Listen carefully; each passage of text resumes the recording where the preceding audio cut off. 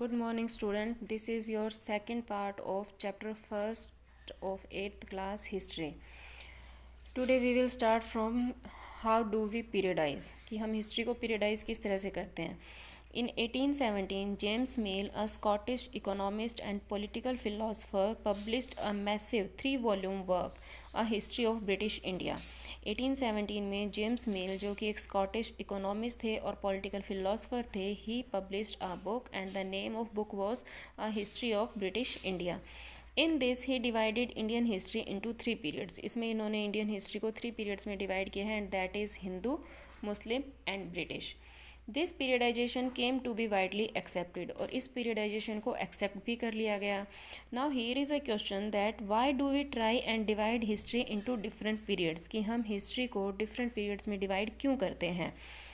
We do so in an attempt to capture the characteristic of a time. इससे हमको time की characteristics के बारे में पता चलता है, और जितने भी उसके सेंट्रल फीचर्स होते हैं उनके बारे में पता चलता है. And in part 1 I have told you that each event or each incident we cannot precise in dates, कि हम हर एक इवेंट को डेट में प्रिसाइज नहीं कर सकते, हम उनको पीरियड के अंदर शो कर सकते हैं. Now Mill thought that all Asian societies were at a lower level of civilization than Europe. इसमें मिल क्या सोचते थे कि जो भी एशियन सोसाइटी जो है हमारी, वो इतनी सिविलाइजेशन नहीं है वहाँ जितनी यूरोप में थी. According to his telling of history, before the British came to India, Hindu and Muslim despots ruled the country. उन्होंने अपनी हिस्ट्री में बताया है कि इंडिया में ब्रिटिश के आने से पहले हिंदू और मुस्लिम जो थे वो कंट्री को रूल करते थे. Religious intolerance, caste taboos and superstitious practices dominate there. और वहाँ पर जो था वो क्या था कि हिंदू और मुस्लिम जो थे वो अपनी अनलिमिटेड पावर जो थे उसको यूज़ करते थे. रिलीजियस इंटॉलरेंस था, कास्ट टैबू था, that means society was divided into upper caste and lower caste. Superstitious practice जो थी लोग प्रैक्टिस करते थे, that mean they believe in magic.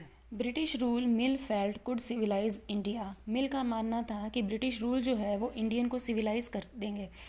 To do that was necessary to introduce European manners, arts, institutions and laws in India. और इसके लिए उन्होंने किस चीज़ को necessary माना? That European manners, arts, institution and laws in India have to be introduced. Mill in fact suggested that the British should conquer all the territories in India to ensure the enlightenment and happiness of the Indian people.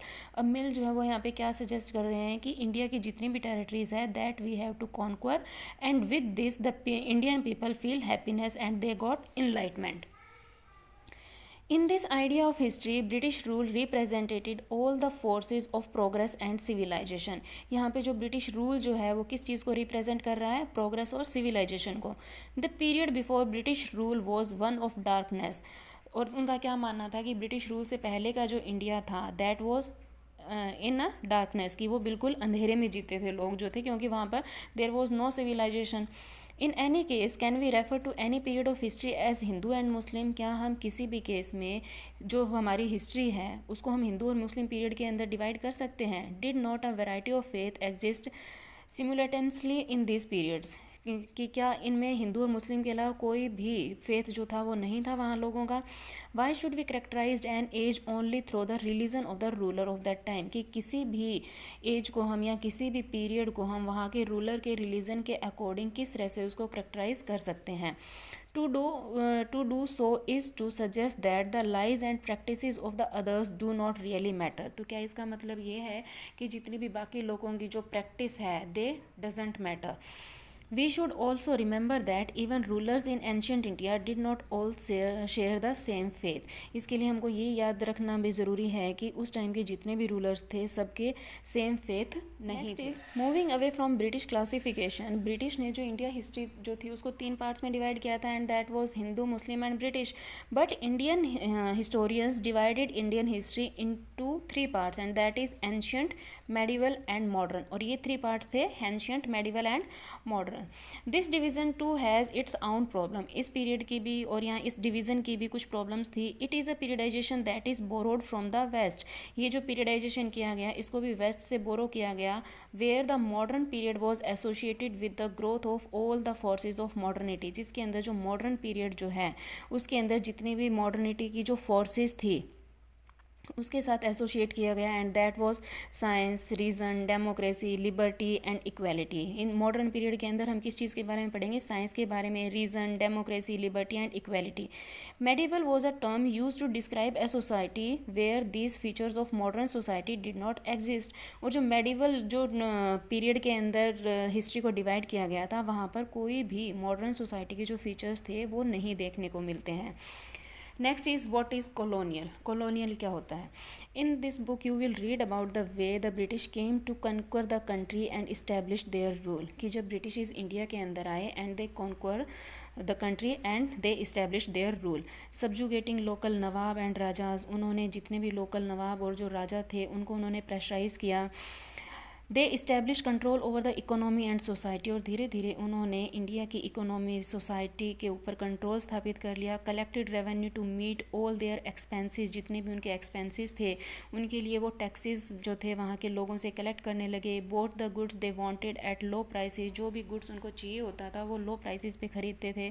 Produced crops they needed for export, और उन्हीं crops का production करवाया जाता था जो उनको export करने की ज़रूरत होती थी। And you will also come to know about the changes British rule brought about in values and taste। और जब क्या हुआ कि जब ब्रिटिश ने अपना रूल जो था वो इंडिया के अंदर इस्टेब्लिश कर लिया तो धीरे धीरे दे ब्रॉट चेंजेस, उन्होंने चेंजेस लाना शुरू किया in values, in taste, in custom and practices. मतलब इंडिया के अंदर हर एक स्फेयर के अंदर उन्होंने चेंजेस लाने शुरू कर दिए। When the subjugation of one country by another leads to these kind of political, economic, social and cultural changes, we refer to the process as colonization। तो यहाँ पे एक क्वेश्चन बनता है कि colonization क्या है? क्या होता है colonization? जब एक कंट्री के ऊपर दूसरी कंट्री जो है वो कंट्रोल करती है and brought changes in political, economic, social and cultural life of the people, this process is known as colonization। तो उस प्रोसेस को हम क्या कहेंगे? colonization कहेंगे। How do we know?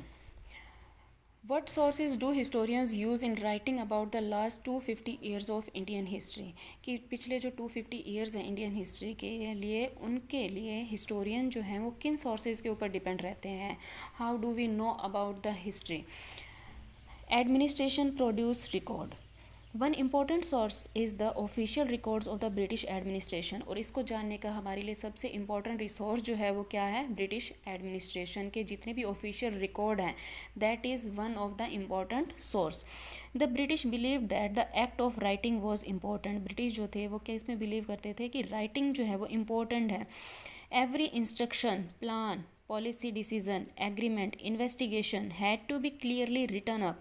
उनका क्या मानना था कि जितने भी इंस्ट्रक्शंस फॉलो किए जाते हैं, जो भी प्लान बनाए जाते हैं, पॉलिसी डिसीजंस होते हैं, एग्रीमेंट होते हैं, जो भी इन्वेस्टिगेशन होती है, that had to be clearly written, कि उनको लिखा हुआ होना चाहिए। Once this was done, things could be properly studied and debated. और अगर ऐसा होता है तो आगे कभी भी उनके ऊपर उनको स्टडी किया जा सकता है, उनके ऊपर डिबेट की जा सकती है। This conviction produced N administrative culture of memos, notings and reports. और इसके लिए क्या किया गया? मेमोज तैयार किए गए, दैट मीन फाइल प्रिपेयर की गई, नोट्स बनाए गए और रिपोर्ट्स जो थी वो प्रिपेयर की गई। The British also felt that all important documents and letters needed to be carefully preserved. इसके अलावा ब्रिटिश का क्या मानना था कि जितने भी नोट्स हैं, जितने भी इंपॉर्टेंट डॉक्यूमेंट्स हैं, that had to be carefully preserved. So they set up record rooms attached to all administrative institution। इसलिए उन्होंने जितने भी एडमिनिस्ट्रेटिव इंस्टीट्यूशंस थे वहाँ पर इन्होंने रिकॉर्ड रूम को अटैच कर दिया। और ये रिकॉर्ड रूम जो थे ये कहाँ कहाँ पर अटैच किए गए? द विलेज तहसीलदार ऑफिस, जो तहसीलदार का जो ऑफिस होता था वहाँ पे, the collectorate, the commissioners office, the provincial secretaries, the law courts, इन सभी जगहों पे इन्होंने रिकॉर्ड रूम जो थे वो अटैच कर दिए थे। Specialized institutions like archive and museum were also established to preserve important records, और इन रिकॉर्ड्स को प्रिजर्व करने के लिए उन्होंने स्पेशल तरह के आर्कीव्स और म्यूजियम जो थे उनको प्रिपेयर करवाए. Letters and memos that moved from one branch of the administration to another in the early years of the 19th century can still be read in the archives. कि पिछले सालों में 19th सेंचुरी के पिछले सालों में जितने भी एडमिनिस्ट्रेशन के अंदर जो भी डिसीजंस लिए गए, जो भी काम किए गए, उनके बारे में हम आज भी आर्कीव के अंदर पढ़ सकते हैं. Next is, in the early years of the 19th century, these documents were carefully copied out and beautifully written by the calligraphist. Now here is a word calligraphist. Who is a calligrapher? तो जो it is a art of beautiful writing. ठीक है, that is known as calligraphy. और जो लोग इस beautiful writing को लिखते हैं, जो उसके अंदर स्पेशलाइज्ड होते हैं, दे आर नॉन एज कैलीग्राफिस्ट. तो उनको कैलीग्राफिस्ट कहा जाता है. By the middle of the 19th century, with the spread of printing, multiple copies of these records were printed as proceedings of each government department. और बाद में जब प्रिंटिंग प्रेस जो थी वो स्टार्ट हो गई थी, तो इनकी बहुत सारी कॉपीज़ जो थी उनको रिकॉर्ड रूम के अंदर प्रिजर्व कर लिया गया. Next is surveys become important in India. When there was British rule, they had a lot of surveys in India. The practice of surveying also became common under the colonial administration. इस time में जब colonial administration था India के अंदर, तो India के अंदर बहुत सारे सर्वे जो थे वो करवाए गए. The British believe that a country had to be properly known before it could be effectively administered. British का क्या मानना था कि किसी भी कंट्री को इफेक्टिव रूप से एडमिनिस्टर करने के लिए पहले उसको जानना बहुत ज़रूरी है. By the early 19th century, detailed surveys were being carried out to map the entire country. कि अर्ली 19th सेंचुरी के अंदर इंडिया में सर्वेज करवाए गए. इन द विलेजेस में करवाए गए. रेवेन्यू सर्वेज वर कंडक्टेड. रेवेन्यू के सर्वेज करवाए गए. और ये सर्वेज क्यों करवाए गए? ताकि ज़्यादा से ज़्यादा रिसोर्सेज को यूज़ कर सकें, लोगों से ज़्यादा रेवेन्यू जो है वो कलेक्ट किया जा सके. The effort was to know the topography. और ये सर्वे क्यों करवाए जाने लगे? टोपोग्राफी को जानने के लिए, फिजिकल फीचर्स को जानने के लिए, द सोयल क्वालिटी, सोयल की क्वालिटी के लिए, फ्लोरा फोना, जितनी भी वेजिटेशन थी, जो वाइल्ड लाइफ थी, उसको जानने के लिए, the local histories and the cropping pattern. और लोगों की लोकल हिस्ट्री को जानने के लिए और किस तरह के क्रॉपिंग पैटर्न को वहाँ के लोग फॉलो करते हैं, इन चीज़ों को जानने के लिए they done a lot of surveys. All the fact seen as necessary to know about the administer the region. और ये सब क्यों किया जाने लगा? ताकि रीजन को इफेक्टिव रूप से एडमिनिस्टर किया जा सके. From the end of the 19th century, census operations were held every 10 years. और इसके बाद सेंसस भी किया जाने लगा. That is population census mean population counting. Population की भी काउंटिंग की जाने लगी और हर 10 ईयर्स के बाद में ये सेंसस जो था ये करवाए जाने लगे after 19th century. These prepare detail record of the number of the people in all the province of India. और इससे इनको क्या पता चलने लगा कि पर्टिकुलर किसी रीजन में नंबर ऑफ पीपल जो थे उनके रिकॉर्ड रखे जाने लगे. Noting information on caste, religion and occupation. और इसके साथ साथ वो उनके कास्ट, रिलीजन और ऑक्यूपेशन के ऊपर भी इंफॉर्मेशन जो थे उसको रिकॉर्ड रखते थे. There were many other surveys. इसके अलावा भी बहुत सारे सर्वेज जो थे वो वहाँ पर करवाए जा रहे थे. And that was botanical surveys, zoological surveys, archaeological surveys, anthropological surveys and forest. Next is what official record do not tell. यहाँ पे एक क्वेश्चन आता है कि जो ऑफिशियल रिकॉर्ड हैं वो हमको क्या नहीं बताते हैं. ऑफिशियल रिकॉर्ड जो होते हैं वो हमको ये तो बता देते हैं कि किस तरह से इंडिया को एडमिनिस्ट्रेट किया गया, but what official record do not tell. From this vast corpus of records, we can get to know a lot, but we must remember that these are official records. लेकिन हमको ये याद रखना चाहिए कि ये official records हैं. They tell us what the official thought. ये हमको क्या बताते हैं कि जितने भी officials थे, जितने भी Britishes थे, वो क्या सोचते हैं. What they were interested in, वो किस चीज़ में interested थे, and what they wished to preserve for posterity. और वो अपनी prosperity को preserve करने के लिए क्या करते थे. But these records do not always help us understand what other people in the country felt and what lay behind their accounts. But ये records जो हैं ये हमको ये नहीं बताते कि what people in the country felt, कि जो लोग country के अंदर हैं वो क्या महसूस करते हैं. For that we need to look elsewhere, इसके लिए हमको कहीं और देखने की ज़रूरत है. When we begin to search for these other sources we find them in plenty, और जब हम इनके बारे में, इन सोर्सेज के बारे में हम सर्च करते हैं तो हमें बहुत बड़ी मात्रा में कुछ सोर्सेज जो हैं वो हमको मिल जाते हैं. Though they are more difficult to get than official record, और